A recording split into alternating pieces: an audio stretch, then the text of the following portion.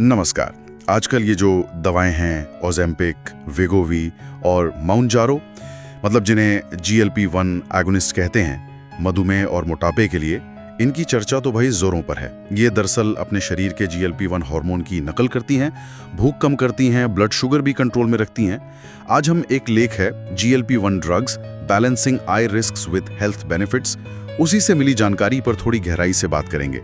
क्योंकि देखिए, फायदे तो गजब के हैं, पर हाल में 2 स्टडीज आई हैं जो कहती हैं कि शायद आंखों की कुछ गंभीर समस्याएं, यहाँ तक कि नजर जाने का थोड़ा ज्यादा खतरा हो सकता है इन दवाओं से। हाँ, बिल्कुल। और आज हम इन्हीं संभावित जोखिमों को थोड़ा समझने की कोशिश करेंगे। खास तौर पर 2 चीजों पर ध्यान देंगे। एक तो है NAION, मतलब non arteritic anterior ischemic optic neuropathy, और दूसरा डायबिटिक रेटिनोपैथी पर इन दवाओं का क्या असर हो सकता है। मकसद यही है कि इन स्टडीज का मतलब क्या है ये समझें। बिल्कुल। तो पहले ये NAION क्या बला है, इसे समझते हैं। आपने कहा नॉन आर्टेरिटिक, क्या चीज है ये? इसे आई स्ट्रोक भी कहते हैं शायद। हाँ, इसे आम भाषा में आई स्ट्रोक कह देते हैं। हालांकि ये स्ट्रोक से थोड़ा अलग है। ये है तो दुर्लभ पर गंभीर स्थिति है। इसमें होता यह है कि जो ऑप्टिक नर्व है हमारी, मतलब जो आंख से दिमाग तक सिग्नल ले जाती है, उसमें अचानक खून का बहाव कम हो जाता है, या कहिए ब्लॉक हो जाता है। ओह, और इसके लक्षण कैसे पता चलता है? लक्षण बड़े अचानक आते हैं। अक्सर सुबह सोकर उठने पर पता चलता है कि एक आंख से दिखना बंद हो गया, वो भी बिना किसी दर्द के। और चिंता की बात यह है कि करीब 70% मामलों में नजर या तो वापस आती नहीं या बहुत कम सुधार होता है। अरे बाप रे। हाँ, और इसका ठीक कारण क्या है वो अभी पूरी तरह साफ नहीं है, और फिलहाल कोई पक्का इलाज भी मौजूद नहीं है। हाँ, जिन लोगों को डायबिटीज है उनमें इसका खतरा थोड़ा ज्यादा होता है। अच्छा, तो रिसर्च क्या कहती है? इन दवाओं और NAION के बीच का कोई लिंक मिला है? पहले तो सुनने में आया था कि काफी ज्यादा रिस्क है। हाँ, देखिए 2024 में एक स्टडी आई थी जिसने सेमाग्लूटाइड यानी ओज़ेम्पिक वेगोवी का जो एक्टिव तत्व है, उसे लेने वालों में NAION का खतरा 4 से 8 गुना ज्यादा बताया था। मतलब डायबिटीज के मरीजों में 4 गुना और वजन घटाने वालों में लगभग 8 गुना। 8 गुना? वो तो बहुत ज्यादा है। हाँ, बहुत ज्यादा। इसी वजह से यूरोपियन मेडिसिन्स एजेंसी ने इसे बहुत दुर्लभ साइड इफेक्ट माना और लेबल पर चेतावनी भी जरूरी कर दी। लेकिन हाल में अमेरिका में 1.5 लाख से ज्यादा मरीजों पर 2 बड़ी स्टडीज हुई हैं और उन्होंने तस्वीर थोड़ी बदल दी है। अच्छा, कैसे? क्या खतरा कम निकला? एक स्टडी में तो खतरा पहले सोचे गए से काफी कम मिला। GLP-1 ग्रुप में सिर्फ 0.04% लोगों में NAION हुआ, जबकि तुलना वाले ग्रुप में 0.02%, मतलब फर्क बहुत ही मामूली। हालांकि उसी स्टडी में दूसरे ऑप्टिक नर्व डिसऑर्डर का खतरा थोड़ा बढ़ा हुआ जरूर दिखा, पर वो कौन से डिसऑर्डर थे ये साफ नहीं है। और दूसरी स्टडी? और मजे की बात ये कि जो दूसरी बड़ी स्टडी थी उसमें GLP-1 दवाओं और NAION के बढ़े हुए खतरे के बीच कोई कनेक्शन ही नहीं मिला। तो मतलब एक स्टडी कहती है थोड़ा रिस्क है, दूसरी कहती है नहीं है। ये क्या चक्कर है? हाँ, बिल्कुल। तो नतीजा ये है कि अभी स्थिति पूरी तरह साफ नहीं है। हो सकता है स्टडी करने के तरीके अलग हों या मरीजों के ग्रुप अलग हों। ये दिखाता है कि अभी हमें और रिसर्च की जरूरत है इस कनेक्शन को ठीक से समझने के लिए। ठीक है, तो NAION वाला मामला तो अभी थोड़ा अनिश्चित है। अब बात करते हैं डायबिटिक रेटिनोपैथी की। ये तो डायबिटीज वालों में आम समस्या है आंखों की।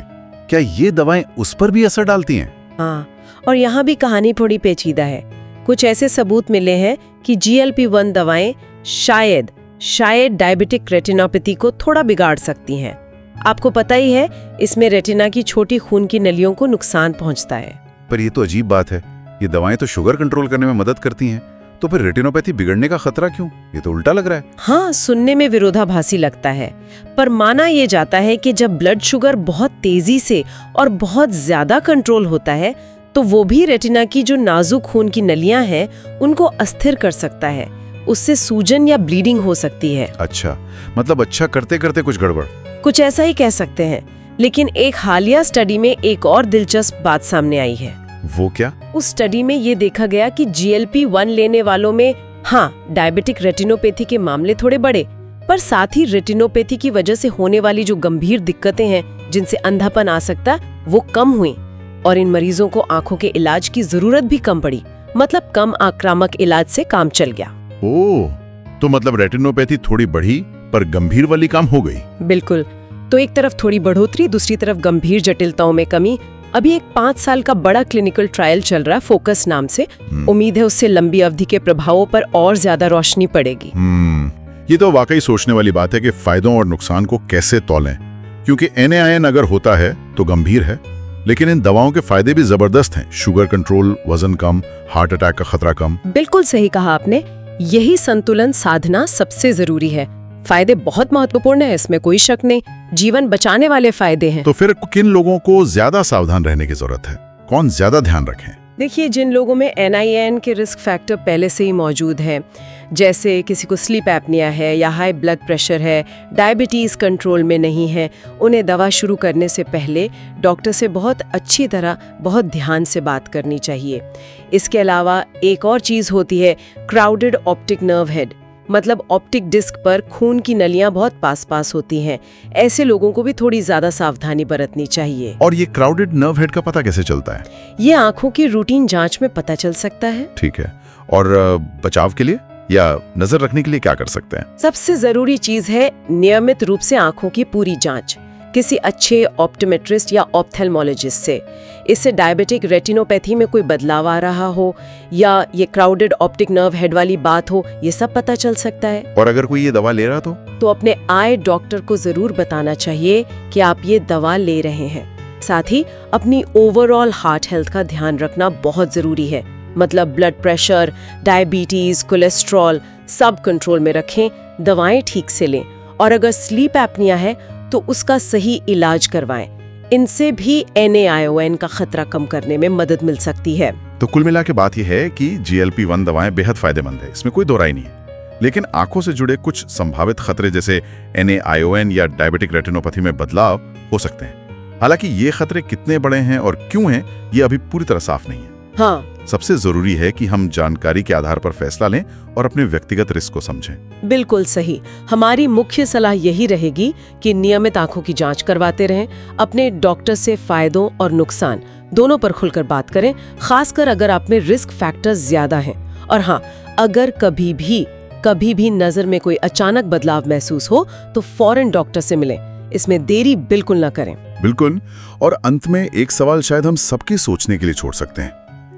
जैसे जैसे हम इन शक्तिशाली दवाओं के जबरदस्त फायदों को अपना रहे हैं, क्या हम लंबी अवधि में सामने आ सकने वाले ऐसे अनिश्चित या मिले जुले स्वास्थ्य संकेतों की निगरानी और प्रबंधन के लिए वाकई तैयार हैं? खासकर तब जब शुरुआती रिसर्च ही हमें कभी हाँ कभी ना जैसे सिग्नल दे रही हो।